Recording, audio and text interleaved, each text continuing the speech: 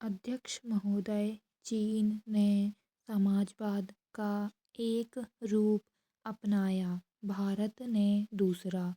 पीठ पीछे होने वाली आलोचनाओं के बावजूद जो सभी जगह होती हैं, इस बात से इनकार नहीं किया जा सकता है कि सन 1950 के दशक में और 1960 के दशक के प्रारंभिक वर्षों में दोनों देशों में जो पथ प्रदर्शक या अग्रणी काम हुए, उन्हीं के कारण हाल के वर्षों में ये दोनों देश तेजी से प्रगति कर रहे हैं। चीन ने सुधार की ऐसी प्रक्रिया अपनाई जिसके पिछले दशक में उल्लेखनीय परिणाम निकले। भारत ने भी पूर्व में उल्लेखनीय कार्यक्रम शुरू किए और अपनाए, जिनके परिणाम भी अब मिलने शुरू हो गए हैं।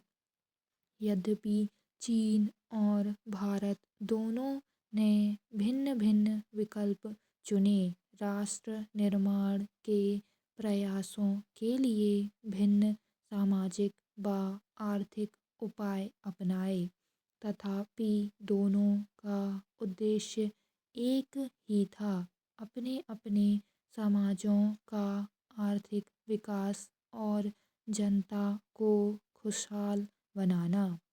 पहले भारत की अर्थव्यवस्था मुख्यतः कृषि पर आधारित थी, परंतु आज भारत की गिनती महत्वपूर्ण औद्योगिक देशों में होती है, जिसके पास प्रौद्योगिकी की योग्यता है, प्रशिक्षित जनशक्ति है और उत्तरोत्तर आधुनिकता की ओर बढ़ने वाली अर्थव्यवस्था है।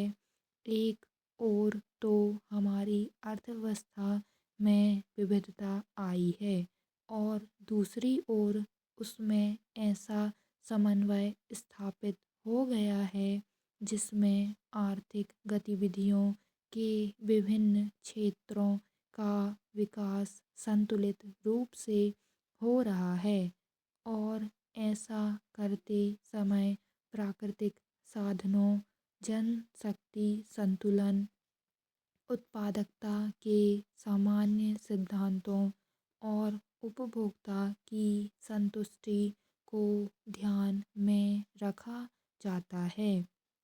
हाल के वर्षों में पहली बार भारत और चीन के लोग अपने लिए पर्याप्त मात्रा में अनाज पैदा करने लगे हैं।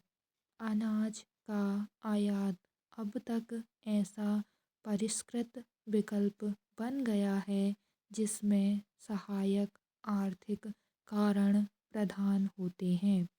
हमारे पुरखे उपनिवेशवाद और उपनिवेशवाद के तुरंत बाद के समय में 100 वर्ष से भी अधिक समय तक हजारों लाखों लोगों को भूख से तड़प तड़प कर मरते हुए देखते रहे, पर आज हमारे लोगों को इसकी कोई चिंता नहीं होती। यह कोई छोटी सफलता नहीं है।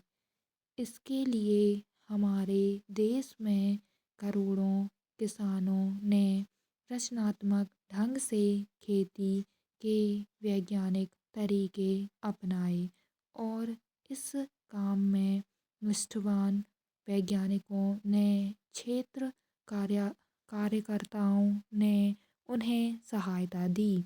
यह हमारी दो सभ्यताओं की कृषि की हजारों वर्ष की दो भिन्न परंपराओं की प्रौद्योगिकी को जीवित रखना है। जैसे अपने देश ढंग से विकसित तरीकों द्वारा सिंचाई सिंचाई साधनों का व्यापक उपयोग आदि। अध्यक्ष महोदय, उसी के फलस्वरूप हमें कुछ क्षणों के लिए सोचने का अवसर मिला है और हम अपनी जनता के लिए अधिक खुशहाल और समृद्ध जीवन की योजना बना सके हैं। हमारा साझा उद्देश्य यह है कि वर्तमान सदी में हम अपने उन महान पुरुषों की आकांक्षाओं की पूर्ति कर सकें जिन्होंने हजारों वर्ष पूर्व अपने लोगों के लिए इतना कुछ किया था। पिछले 2 वर्षों से हम विनियमन, उदारीकरण और आधुनिक प्रबंध व्यवस्था और विपणन की तकनीकों के जरिए अपनी अर्थव्यवस्था का ढांचा नए सिरे से बनाने में लगे हैं।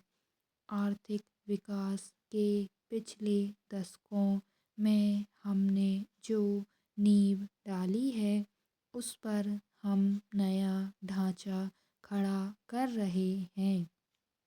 इन नए सुधारों का उद्देश्य यह है कि भारत के आर्थिक भविष्य की योजना ऐसी हो जो मुद्रास्फीति और मंदी के दबावों का सामना कर सके और जहां राजकोषीय अनुशासन और अधिक उत्पादकता पर जोर व्यावहारिक हो सके।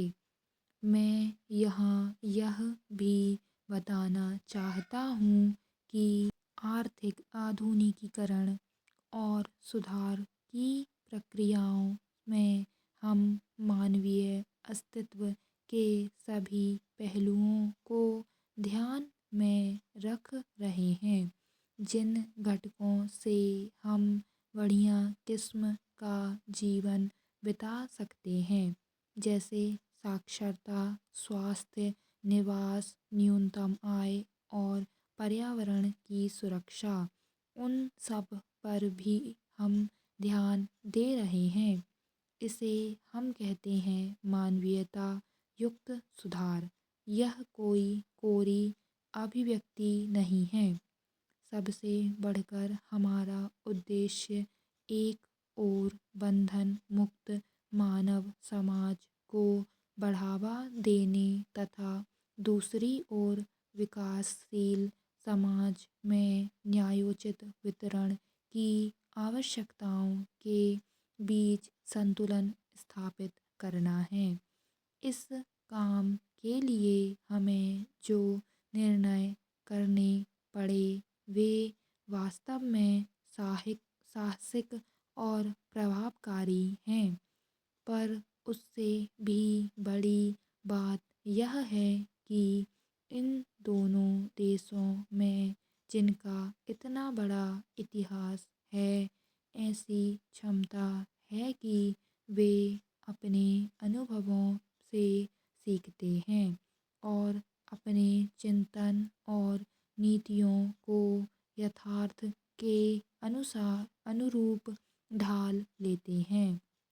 मुझे जिस बात से भविष्य के लिए आशा बंधती है वह यह है कि जब से भारत और चीन अपने भाग्य के विधाता बने हैं, तब से उन्होंने अपने अनुभवों से सीखने की क्षमता और योग्यता का प्रदर्शन किया है। हमारे देशवासियों और हमारी सभ्यता के बारे में भी दार्शनिकों और इतिहासकारों ने यही कहा है। हमारी 4 या 5 हजार वर्ष पुरानी अविच्छिन्न सभ्यता में विगत 2000 वर्षों में से दोनों देशों के बीच आपसी संबंध बने रहे हैं। स्टॉप।